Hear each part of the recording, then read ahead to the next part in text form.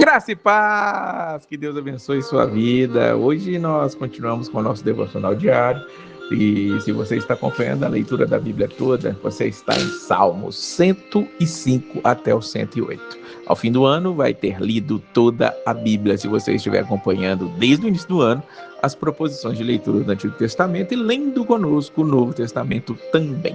Estamos em 1 Coríntios, capítulo número 15, quase chegando ao final desta carta maravilhosa. Paulo vai falar agora extensamente sobre a questão da ressurreição de Cristo e mostrar aqui a importância de ter esta certeza, a importância dessa doutrina. E ele diz: Cristo morreu pelos nossos pecados segundo as Escrituras e foi sepultado e ressuscitou ao terceiro dia segundo as Escrituras, diz os versículos 3 e 4. Então Paulo atesta que o Antigo Testamento está dizendo que Cristo morreria, seria sepultado e ressuscitaria ao terceiro dia, porque as Escrituras que ele tem em mente aqui nada mais, nada menos são do que o Antigo Testamento.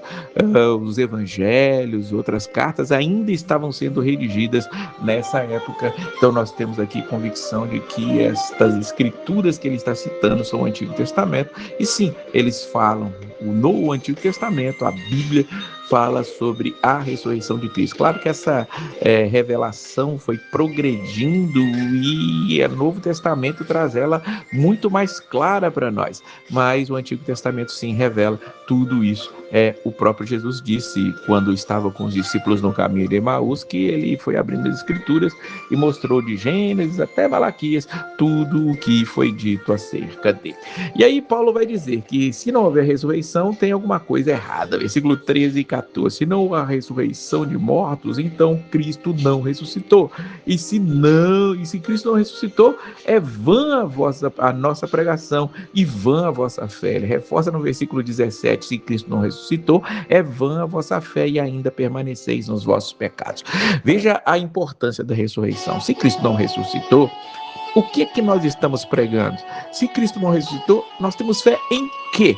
Se Cristo não ressuscitou, nós ainda estamos perdidos nos nossos pecados, porque a morte e a ressurreição de Cristo foi o que nos justificam, nos livram dos nossos pecados. Então, temos que entender e ter essa convicção de que Cristo realmente ele veio, morreu, foi sepultado, mas ressuscitou ao terceiro dia.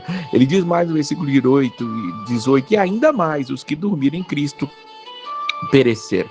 O que Paulo está dizendo, se Cristo não ressuscitou, não vai haver mais ressurreição, e aqueles que morreram e acabou.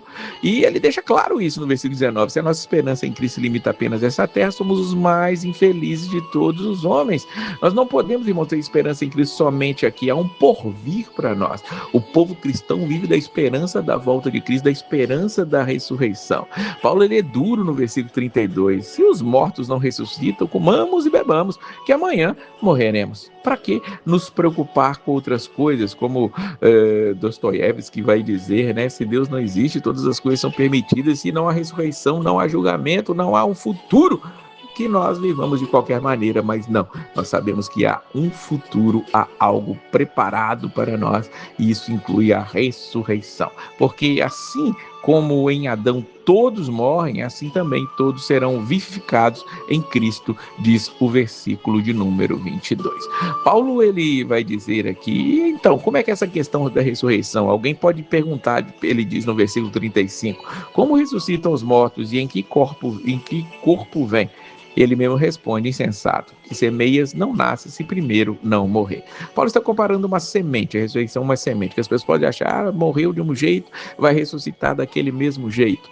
E se foi queimado, virou cinzas, e se foi comido por tubarões, e se foi esquartejado e levado um pedaço para cada canto, inclusive ao longo da história, há muito disso das pessoas acharem que fazendo isso evitariam a ressurreição dos santos, mas entendamos, irmãos, não é assim, não é o que exatamente quando morre que se ressuscita. Ele vai falar extensamente sobre isso aqui, do versículo 37 em diante, e nós vemos que ele está entendendo que não é da mesma maneira que nós morremos, ressuscitamos, há algo especial, há um brilho especial, há um corpo especial, tudo é transformado, é um espírito vivificante que vai vir e vai tomar, mas é sim um corpo que nós teremos, um corpo como que Jesus teve, um corpo físico, um corpo que sim podia atravessar paredes, mas também um corpo palpável a ponto de Tomé poder ter tocado nele para perceber que havia sido ali perfurado. É incrível, mas nós temos que entender que é uma grande realidade que está diante de nós. E no finalzinho do capítulo ele vai falar que carne nem sangue podem herdar o reino de Deus, nem a corrupção herdar a incorrupção, diz o versículo de número 50. E aí o versículo 51 e 52 ele vai falar algo magnífico: eis que vos digo um mistério, nem todos dormiremos, mas transformados seremos todos num momento, num abrir e fechar de olhos, ao ressoar da última trombeta. A trombeta soará, os mortos ressuscitarão incorruptíveis e nós seremos transformados. Veja que Paulo está aqui complementando aquilo que ele já falou lá, ou vai falar em Tessalonicenses. Não, na verdade falou que Tessalonicenses vem antes de Coríntios no sentido cronológico, não dentro da Bíblia. Mas entendamos que ele está dizendo que nem todos vão morrer.